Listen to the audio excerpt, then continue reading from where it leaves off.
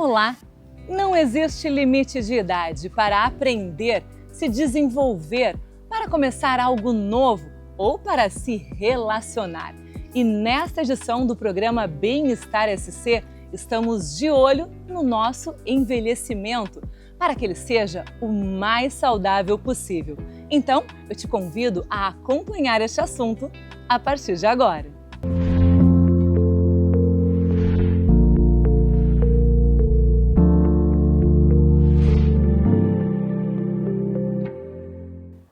Ao completar 60 anos, o cidadão brasileiro se torna oficialmente idoso. E para falar sobre isso, para as mudanças, as possibilidades e os potenciais desta etapa da vida, vamos conversar com a psicóloga e professora do Departamento de Psicologia da Universidade Federal de Santa Catarina, Ana Maria Justo. Ela que tem se dedicado à psicologia social em áreas como envelhecimento e atenção à pessoa idosa. Professora, muito obrigada por estar com a gente aqui no programa Bem-Estar SC. Eu que agradeço pelo convite, pela oportunidade de estar aqui compartilhando um pouquinho do que a gente faz na universidade. Bom, e cada vez mais as pessoas estão chegando ao envelhecimento, né? Felizmente nós estamos envelhecendo e ficando idosos, né? Sim. O Brasil, ele vive hoje um cenário de acelerado processo de envelhecimento da população. E esse processo de envelhecimento do nosso Brasil, que até pouco tempo atrás era um país de jovens, ele está sendo bem mais acelerado do que o que aconteceu em outros países, como na Europa, nos Estados Unidos. Isso implica em a gente precisar pensar nesse processo, né? A nossa população brasileira está envelhecendo, mas ao mesmo tempo nós lidamos com um país de dimensões continentais. E isso significa que envelhecer aqui, por exemplo, em Florianópolis, no sul do Brasil, não é a mesma coisa que envelhecer em outras regiões do país. Bom, e como você falou, nós estamos cada vez tendo mais pessoas chegando à velhice, né? Porque temos condições disso, estamos tendo qualidade para envelhecer, precisamos também pensar em políticas públicas, né? Para que seja um envelhecimento cada vez mais saudável. E também precisamos estar com a mente preparada, né? Para chegar na velhice preparados para ela, né? Estamos nos preparando? Precisamos nos preparar para chegar nesse momento da vida? Sem dúvida. E eu gosto de trazer a reflexão de que a gente se prepara para o nosso envelhecimento, né? E se prepara para a velhice, que é essa etapa de vida após os 60 anos aqui no Brasil, considerada ao longo de toda a nossa vida. Né? Então não é assim, fiz 60 anos, agora eu vou parar e vou pensar sobre o meu envelhecimento. Isso é um processo que nos acompanha ao longo de todo o curso de vida e que, portanto, deve ser pensado ao longo de toda a nossa vida. Além da gente ir se preparando, né, ao longo da vida, né, como você já falou, para envelhecer, tem alguma outra receita, alguma outra coisa que a gente pode fazer para chegar com a saúde mental em dia na velhice? Sim, sem dúvida. Uma primeira coisa que eu acho bem importante é a gente aceitar o processo de envelhecimento como algo natural, como algo que acontece ao longo da nossa vida com todos nós, né? Porque a gente vê na população algo muito recorrente, que é o medo de envelhecer, o medo de chegar nessa etapa da vida, né? E o convite que a gente faz, até a partir de todo o campo de conhecimento da psicologia do desenvolvimento humano, é entender o processo de envelhecimento humano como algo que faz parte do nosso desenvolvimento. A gente sabe que as mudanças físicas, elas acontecem, né? O nosso corpo, ele muda com a passagem do tempo e é natural que seja assim. Aceitar esse processo, eu diria que é algo bem importante para a manutenção da saúde mental. Bem como buscar manter-se ativo. Né? E quando eu falo ativo, eu não quero dizer necessariamente estar engajado em exercícios físicos, porque eu sei que isso não é para todo mundo, né? Ou estar trabalhando, porque eu sei que isso não é para todo mundo, mas é a gente ter a vida se movimentando de alguma maneira, que pode envolver participar de projetos de extensão como esse que é desenvolvido aqui na universidade, né? Frequentar espaços sociais os mais diversos, estar próximo de familiares, de amigos, manter a vida ativa num sentido mais geral e amplo. A gente já vai falar sobre o projeto aqui da universidade, que é super interessante, que é um projeto que é pioneiro no Brasil, que começou lá na década de 80 e que continua até hoje, né? Um projeto que envolve aí os idosos. Mas você também falou uma coisa que me chamou muita atenção sobre a gente ir se preparando, né? Mas que envolve muita coisa. E eu fiquei pensando na questão dos estigmas, do preconceito, que a parte do envelhecimento também ela é permeada por tudo isso também, além de tudo, né? O envelhecimento ele carrega muito dessas questões, né? Sim, isso é muito importante.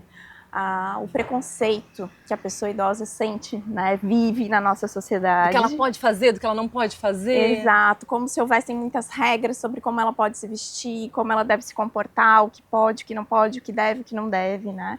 É o que a gente chama de idadismo na contemporaneidade, é um tema que tem sido bastante estudado e bastante trabalhado, né? E que se expressa em diferentes níveis, desde a gente ter espaços de atendimento que estejam apropriados para receber e para fazer circular as pessoas idosas, né? O transporte a gente sabe que é um deles. Como também isso acaba permeando as nossas relações interpessoais. Então, aquele excesso de cuidado com a pessoa idosa, o fazer pelo outro, ou trazer uma fala infantilizada, né? O chamar a vovozinha, o avôzinho, usar palavras no diminutivo, são exemplos dessa expressão do preconceito contra a pessoa idosa que a gente muitas vezes reproduz sem se dar muito conta. Um outro exemplo que eu acho que a gente pode trazer é a própria nomenclatura. A gente ouve muito falar em ações para a terceira idade. Isso foi algo que caiu no modismo no Brasil durante um tempo, né? Mas já nessa última década, o que a gente viu foi que diversas instituições, né, que regulamentam e que falam sobre as políticas das pessoas idosas nos incentivam a substituir o termo terceira idade pelo termo pessoa idosa, por compreender que a terceira idade, falar em terceira idade, na verdade a gente está fazendo uma espécie de eufemismo e evitando de falar da velhice ou da pessoa idosa, né, como um fenômeno que é real, concreto e, como falei para vocês antes, natural. E, inclusive, essa mudança impactou esse projeto que a gente, né, começou a falar antes, aqui da universidade, que trabalha com os idosos, impactou na nomenclatura do projeto, né, que ele era o NET, que era um núcleo voltado à terceira idade, que agora é a Universidade Aberta. Exatamente, era um núcleo de estudos da terceira idade, e em 2023 a gente atualizou a nomenclatura, passa a se tornar, então, a Universidade Aberta para Pessoas Idosas, que é o termo mais utilizado aqui no nosso país atualmente. Muito importante as pessoas continuarem, então, aprendendo. E sobre esse projeto, nós falamos com a Cláudia Santos, ela que é coordenadora da Universidade Aberta para Pessoas Idosas. O NET-UNAP é o Núcleo de Estudos da Terceira Idade, Universidade Aberta para Pessoas Idosas, né? Foi criado na Universidade Federal de Santa Catarina em 1982, ele é vinculado à Pró-Reitoria de Extensão, que faz parte da nossa universidade. Então, aqui nós oferecemos atividades socioeducativas, né? São cerca de 28 atividades atualmente, até junho, o primeiro semestre, divididos em 4 grupos. Grupo de línguas, saúde, treinamento cognitivo, e práticas corporais. Foram neste primeiro edital do primeiro semestre cerca de 770 inscritos, né, que procuraram as nossas atividades de extensão, e são estudantes efetivamente 450 pessoas idosas nessas atividades. O NET-UNAP ainda possui outros grupos, né, a exemplo do grupo de teatro, do grupo de canto, e outras atividades que são organizadas pelos próprios idosos, principalmente dentro do Centro de Estudantes do SENET, né? E nós oferecemos também cursos para fora da universidade a quem nos chama, pedindo capacitação e treinamento sobre as pessoas idosas. E sobre o tema envelhecimento. Para participar das atividades socioeducativas oferecidas no NET-UNAP, a pessoa necessita fazer a inscrição na abertura do edital a cada semestre. Então, em março nós tivemos o primeiro edital e agora em agosto nós teremos o segundo edital. A pessoa entra no site do NET-UNAP, acessa o link de inscrição e efetiva a sua inscrição. É um projeto que mostra que nós podemos continuar aprendendo. Sem dúvidas, né? Um dos mitos com os quais a gente lida e que tem a ver com aquele preconceito que falamos anteriormente é justamente o de que é na juventude que as pessoas aprendem. Quando a gente sabe que não, o aprendizado ele ocorre ao longo de toda a vida e ele é extremamente importante para a saúde mental, para a sensação de pertencimento, para a atribuição de sentido à vida, né? E para a gente até mesmo aprender a lidar com o processo de envelhecimento, que é um processo natural e inevitável. Que possamos então continuar nos mantendo ativos, né? Principalmente com a mente ativa e aceitando esse processo de envelhecimento, né? E que é um novo processo, uma nova etapa da vida de todos nós e que inevitavelmente, né, se tudo der certo, nós vamos chegar lá. Sim. Muito obrigada pela participação aqui no programa Bem-Estar SC. Foi um prazer conversar com você e também com o seu filhote aí, né? Que daqui a uns dias vai estar figurando aí no mundo também com a gente. Muito obrigada de todo o coração. Eu que agradeço.